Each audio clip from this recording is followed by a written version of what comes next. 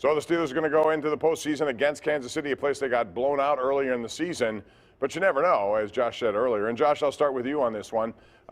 What do they have to do to win? They're going to be decisive underdogs in this game. And how do you stop the Kansas City run game? Even though they got Patrick Mahomes, they can't ignore the fact they're going against the worst pass rushing team in the NFL.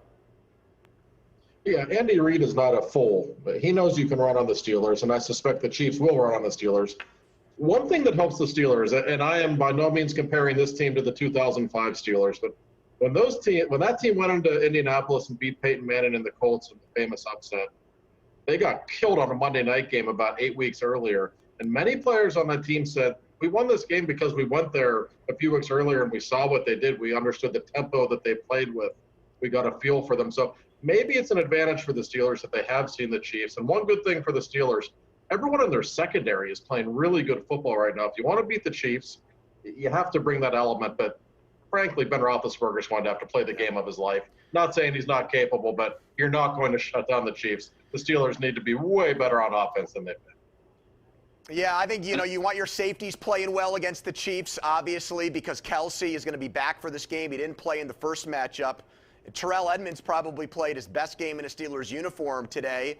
And Mika Fitzpatrick won the game in part because of that big breakup he had down the sideline, a hugely important play in this game. But then again, Bob, Devin Bush is going to continue to get playing time. And that scares the bejesus out of me. Because if he is controlling the middle of the field and he's got to put his hat in the pile, if you will, on some of these run plays, I think he's going to get abused. What did Josh just say? Andy Reid wasn't born yesterday?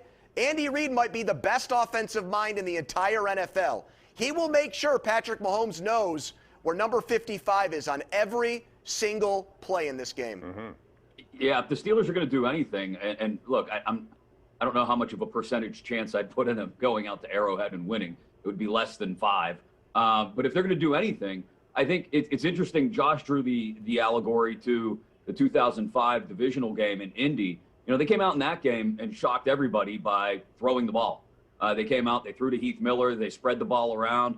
And look, Ben, at some point, he's going to have a big game, also to Josh's point, if they're going to win, if they're going to shock anybody in the playoffs, starting with Kansas City. So come out, let Ben sling it around, go no huddle, loosen things up, especially if Najee Harris isn't 100%, and see what happens. I mean, what's the worst that happens? You lose by 24 again, 28, whatever it was the first time around? Kevin Colbert, reports of the NFL Network, is going to hang it up at the end of the NFL draft. Josh, at some point we had to know this was coming because he's going year to year. But I'm just curious about the timing after the draft. To me, that's an indication that they don't want to handcuff anybody new coming in here. He's done a lot of the work leading up to this draft, so he'll stay.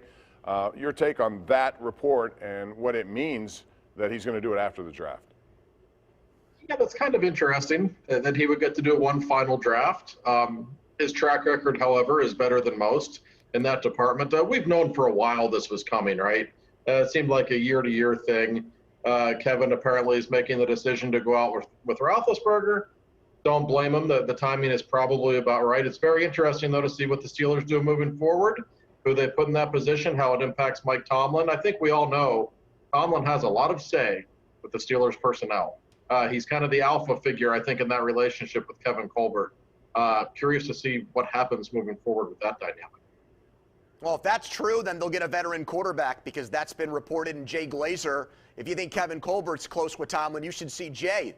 They're like stepbrothers. They're like John C. Reilly and Will Ferrell, Bob, those two guys.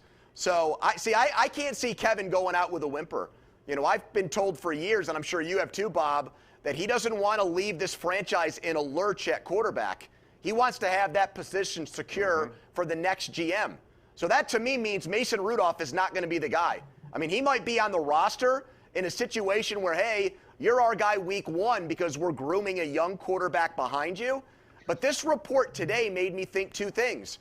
They're either going to draft a quarterback very early in the 2022 draft, or they're actually going to go out and make a move for someone that they will designate as their franchise quarterback. It might not be Aaron Rodgers, but it might actually be that next tier down. I mean, would not be shocked if, say, Derek Carr is the next quarterback of the Pittsburgh Steelers, given what we learned about Kevin Colbert today. I would be shocked. I would be shocked if they make any kind of move for a quarterback this offseason. I think they've committed to the fact that even if it's just for a single bridge year, Mason Rudolph will be the guy. He will be starting week 1, regardless of whether Kevin Colbert is the GM or Brandon Hunt is the GM or Omar Khan is the GM. And that's what the Steelers are going to do in this case. When Kevin hangs it up after the draft or shortly thereafter, they're going to pass the baton along to somebody who's already down there at 3400 South Water Street, because that's the way the Pittsburgh Steelers do business. So I don't think they're going to go out and find some new hot shot GM. They're not going to hire from outside the organization. They'll take somebody who really, to be quite honest, is probably going to follow pretty closely the Kevin Colbert blueprint and the Mike Tomlin blueprint that already exists, somebody who's already worked with those guys and I think is already on board with that plan. And those guys have been coveted around the NFL. Omar Khan has visited with many teams. As we'll see what happens after the draft. But when we come back, we got to take a break. It's going to be Antonio Brown, who's out of a job for now. Betting odds indicate that he could end up back in the league. We'll talk about him. And then later, Evgeny Malkin could be back in the lineup for the Penguins. It's all coming up right here on the #1 Cochran Sports Showdown.